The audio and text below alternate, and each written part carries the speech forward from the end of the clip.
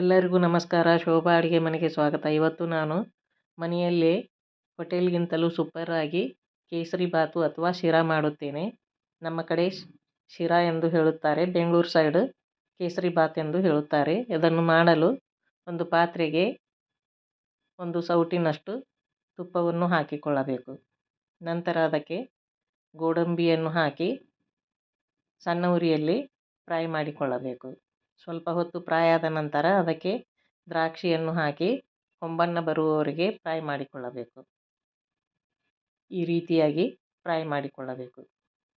ಇಷ್ಟಾದರೆ ಸಾಕು. ಈಗ ಇದನ್ನು ಒಂದು ಪ್ಲೇಟಿಗೆ ತೆಗೆದಿಟ್ಟುಕೊಳ್ಳಬೇಕು. ಎಲ್ಲವನ್ನು ಪ್ಲೇಟಿಗೆ ತೆಗೆದಿಟ್ಟುಕೊಳ್ಳಬೇಕು. ನಂತರ ಅದೇ ಪಾತ್ರೆಗೆ ನಾನು ಇಲ್ಲಿ 1 ಗ್ಲಾಸ್ ರವೆಯನ್ನು ತೆಗೆದುಕೊಂಡಿದ್ದೇನೆ. ರವೆಗೆ ಮತ್ತೆ ಒಂದು ಸೌಟು ತುಪ್ಪವನ್ನು ಹಾಕಿ ಗಮ್ಮೆನ್ನುವ ಹಾಗೆ ಹುರಿದುಕೊಳ್ಳಬೇಕು. ಸಣ್ಣ ಉರಿಯಲ್ಲಿ ಹುರಿದುಕೊಳ್ಳಬೇಕು. ಈ ರೀತಿಯಾಗಿ ಹುರಿದುಕೊಳ್ಳಬೇಕು.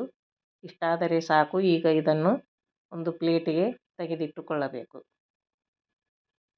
ನಂತರ ಅದೇ ಪಾತ್ರೆಗೆ ಒಂದು ರವೆಗೆ 3 ಗ್ಲಾಸ್ ನೀರನ್ನು ಹಾಕಿಕೊಳ್ಳಬೇಕು. ಅದೇ ಅಳತೆಯಲ್ಲಿ 3 ಗ್ಲಾಸ್ ನೀರನ್ನು ಹಾಕಿಕೊಳ್ಳಬೇಕು. ನೀರು ಹಾಕಿ ಕುದಿ ಬಂದ ನಂತರ ಹುರಿದಿಟ್ಟ ರವೆಯನ್ನು ಹಾಕಿ ಕುದಿಯಲು ಬಿಡಬೇಕು. ಸಣ್ಣ ಉರಿಯಲ್ಲಿ ಸ್ವಲ್ಪ ಹೊತ್ತು ಕುದಿಸಿಕೊಳ್ಳಬೇಕು. ಇಷ್ಟಾದರೆ ಸಾಕು. ಸ್ಟವ್ ಆಫ್ ಮಾಡಿ ಮೇಲೆ ಮುಚ್ಚಳ ಮುಚ್ಚಿ 3 ರಿಂದ 4 ನಿಮಿಷ ಮುಚ್ಚಿಡಬೇಕು. ಈಗ 3 ರಿಂದ 4 ನಿಮಿಷ ಆಗಿದೆ. ರವೆ ಚೆನ್ನಾಗಿ ಕೂಡಿಕೊಂಡಿದೆ. ಈಗ ಅದಕ್ಕೆ ರವೆ ಅಳತೆಯ ಸಕ್ಕರೆಯನ್ನು 1 ಗ್ಲಾಸ್ ಹಾಕಿಕೊಳ್ಳಬೇಕು. ನಂತರ ಯಾವ ಕಲರ್ ಬೇಕೋ ಆ ಕಲರನ್ನು ಹಾಕಿಕೊಳ್ಳಬಹುದು. ನಂತರ ಚೆನ್ನಾಗಿ ಇದನ್ನು ಸಣ್ಣ ಉರಿಯಲ್ಲಿ ಮಿಕ್ಸ್ ಮಾಡಿಕೊಳ್ಳಬೇಕು. ಎಲ್ಲ ಸಕ್ಕರೆ ರವೆಗೆ ಕೂಡಿಕೊಳ್ಳುವ ಹಾಗೆ ಚೆನ್ನಾಗಿ ಮಿಕ್ಸ್ ಮಾಡಿಕೊಳ್ಳಬೇಕು. ಈಗ ಚೆನ್ನಾಗಿ ಮಿಕ್ಸ್ ಆಗಿದೆ. ಮತ್ತೆ 1 ರಿಂದ 2 ಸೌಟು ತುಪ್ಪವನ್ನು ಹಾಕಿ ಚೆನ್ನಾಗಿ ಮಿಕ್ಸ್ ಮಾಡಿಕೊಳ್ಳಬೇಕು. ಒಂದು ಅಳತೆ ರವೆಗೆ ಅರ್ಧ ಗ್ಲಾಸಿನಷ್ಟು ತುಪ್ಪ ಬೇಕು.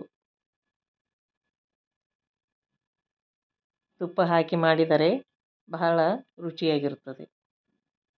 ಈಗ ಅದಕ್ಕೆ ಸ್ವಲ್ಪ ಏಲಕ್ಕಿ ಪುಡಿ ಮತ್ತು ಚಿಟಿಕೆ ಉಪ್ಪನ್ನು ಹಾಕಿ ಮತ್ತೆ ಚೆನ್ನಾಗಿ ಮಿಕ್ಸ್ ಮಾಡಬೇಕು. ಈಗ ಚೆನ್ನಾಗಿ ಮಿಕ್ಸ್ ಆಗಿದೆ.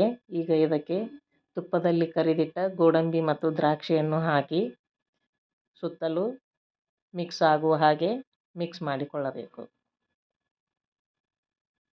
ಈಗ ಚೆನ್ನಾಗಿ ಮಿಕ್ಸ್ ಆಗಿದೆ. ಈಗ ಕೇಸರಿ ಬಾತ್ ರೆಡಿ ಆಯಿತು. ಒಂದು ಪ್ಲೇಟಿಗೆ ಸರ್ವ್ ಮಾಡಿಕೊಟ್ಟರೆ ತಿನ್ನಲು ರೆಡಿ.